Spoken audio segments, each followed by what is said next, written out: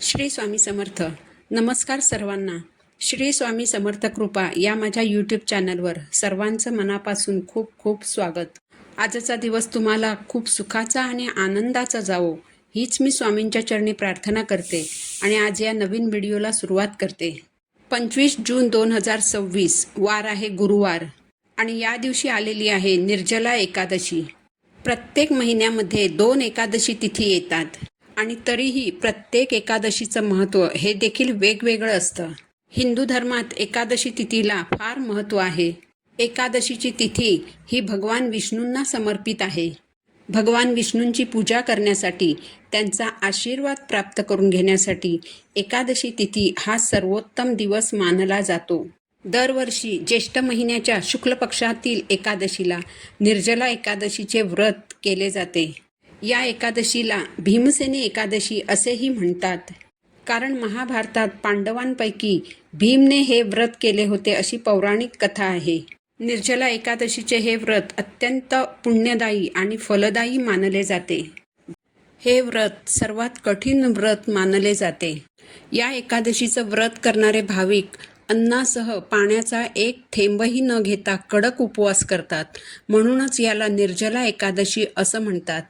या एकादशीचं व्रत केलं तर वर्षातील सर्व एकादशींच्या व्रताचं पुण्य देखील प्राप्त होतं आणि म्हणून या दिवशी अनेक भाविक हे व्रत करत असतात.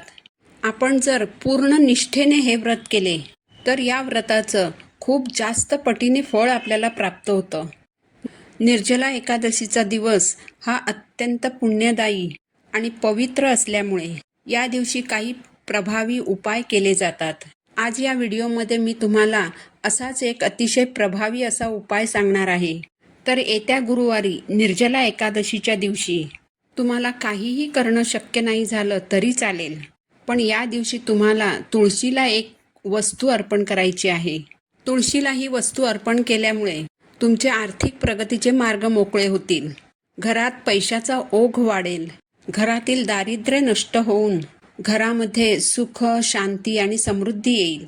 तर अशी कोणती वस्तू तुळशी मातेला अर्पण करायची आहे, कोणत्या वेळेत अर्पण करायची आहे, याबद्दलची संपूर्ण माहिती मी आज या व्हिडिओमध्ये तुम्हाला सांगणार आहे. त्यामुळे हा व्हिडिओ तुम्ही शेवटपर्यंत ऐका. चॅनलवर नवीन असाल तर चॅनलला सबस्क्राईब करा आणि असेच माहितीपूर्ण व्हिडिओ पाहण्यासाठी बेल आयकॉनला देखील प्रेस करा. तर अत्यंत पुण्यदायी अशी ही निर्जला एकादशी 25 जून 2026 रोजी गुरुवारी आलेली आहे. पंचांगानुसार एकादशी तिथीला प्रारंभ होईल 24 जून 2026 रोजी बुधवारी रात्री 8:09 आणि ही तिथी समाप्त होईल गुरुवारी 25 जून 2026 रोजी रात्री 9:14 उदय तिथीनुसार 25 जून रोजी गुरुवारी निर्जला एकादशीचं व्रत ठेवलं जाईल.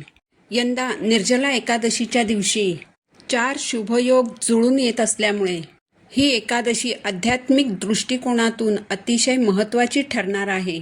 यामुळे या निर्जला एकादशीचं महत्त्व आणखीन वाढलं आहे. ज्योतिषशास्त्रानुसार 25 जून रोजी शिवयोग, रवियोग आणि सिद्धयोग हे 3 शुभयोग एकाच वेळी जुळून येणार आहेत.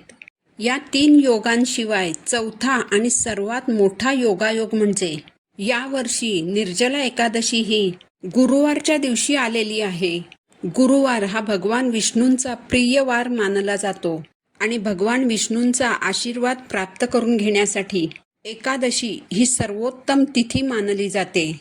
त्यामुळे या दिवशी आपण जे काही उपाय करणार आहोत, ज्या सेवा करणार आहोत, त्याचं आपल्याला खूप अधिक पटीने फळ प्राप्त होणार आहे. आणि म्हणून या एकादशीच्या दिवशी आपल्याला तुळशीजवळ एक उपाय करायचा आहे.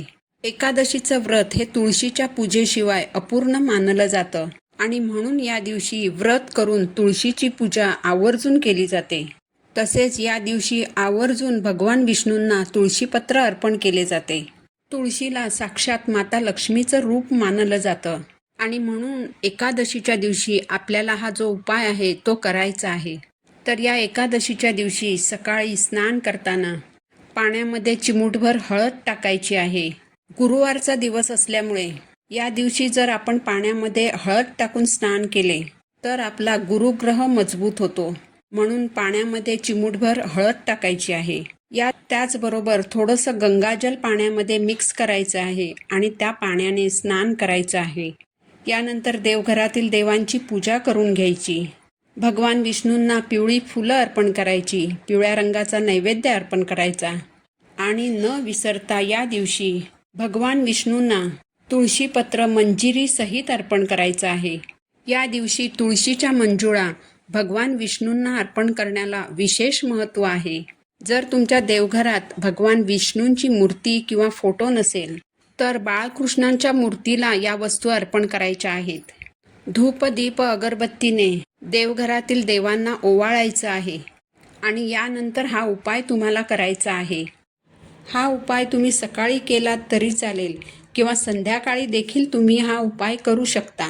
सकाळच्या वेळेस जर हा दिवा लावणार असाल तर सकाळी उठल्यापासून ते सकाळी 10 वाजेपर्यंत कधीही तुम्ही हा दिवा लावायचा आहे आणि संध्याकाळी दिवे लागणीच्या वेळेपासून म्हणजेच 6 वाजल्यापासून ते रात्री 10 वाजेपर्यंत कधीही तुम्ही हा दिवा लावायचा आहे. हा उपाय करण्यासाठी ज्या वस्तू आपल्याला लागणार आहेत त्यातील पहिली जी वस्तू आहे ती म्हणजे कलाव्याचा धागा.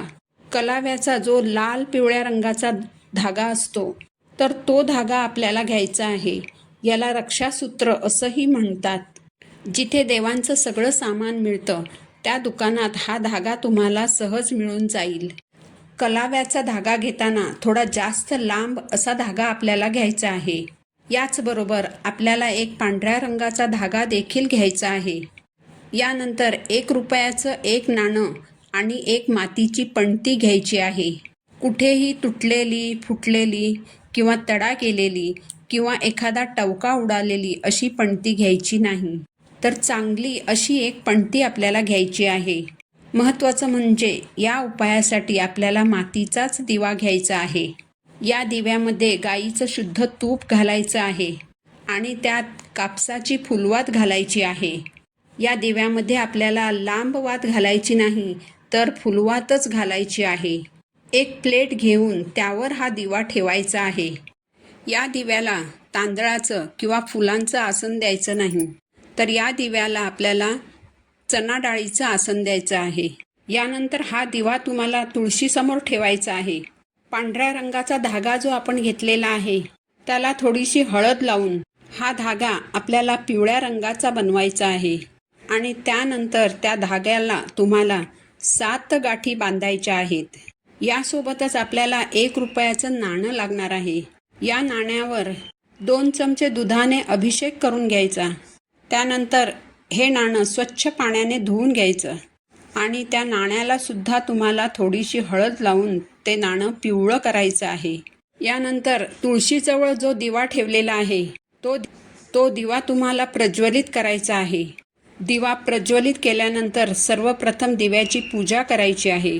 दिव्याला हळद कुंकू, फूल, अक्षदा अर्पण करायच्या. धूप दीप अगरबत्तीने दिव्याला ओवाळायचं. यानंतर आपल्याला तुळशीची पूजा करायची आहे. तुळशीला देखील हळद कुंकू, फूल, अक्षदा अर्पण करायच्या. जो दिवा आपण प्रज्वलित केलेला आहे त्याच दिव्याने तुळशीला ओवाळायचं आहे. तुळशीला 11 प्रदक्षिणा घालायच्या आहेत. तुळशीभोवती प्रदक्षिणा घालायला जागा नसेल तर स्वतःभोवती 11 प्रदक्षिणा घालायच्या आहेत. प्रदक्षिणा घालत असताना ओम नमो भगवते वासुदेवाय नमः हा मंत्र म्हणायचा आहे. यानंतर जो लाल पिवळ्या रंगाचा कलाव्याचा धागा आपण घेतलेला आहे तर तो तुम्हाला तुळशीला अर्पण करायचा आहे. यानंतर जो धागा आपण हळद लावून पिवळा केलेला आहे, ज्या धाग्याला तुम्ही 7 गाठी बांधलेल्या आहेत, तर तो धागासुद्धा तुळशीला अर्पण करायचा आहे. आणि 1 रुपयाचं नाणं ज्याला आपण हळद लावलेली आहे तर ते नाणं तुम्हाला तुळशीच्या मुळाजवळ मातीमध्ये खोचून ठेवायचं आहे आणि दोन्ही हात जोडून भगवान विष्णू आणि माता लक्ष्मीचं नामस्मरण करायचं आहे. यानंतर तुम्हाला तुळशीसमोर बसूनच 5 किंवा 7 वेळा महालक्ष्मी अष्टकमचं पठण करायचं आहे. तुमच्या जीवनातील अडचणी दूर होण्यासाठी तुम्हाला मनोभावे प्रार्थना करायची आहे.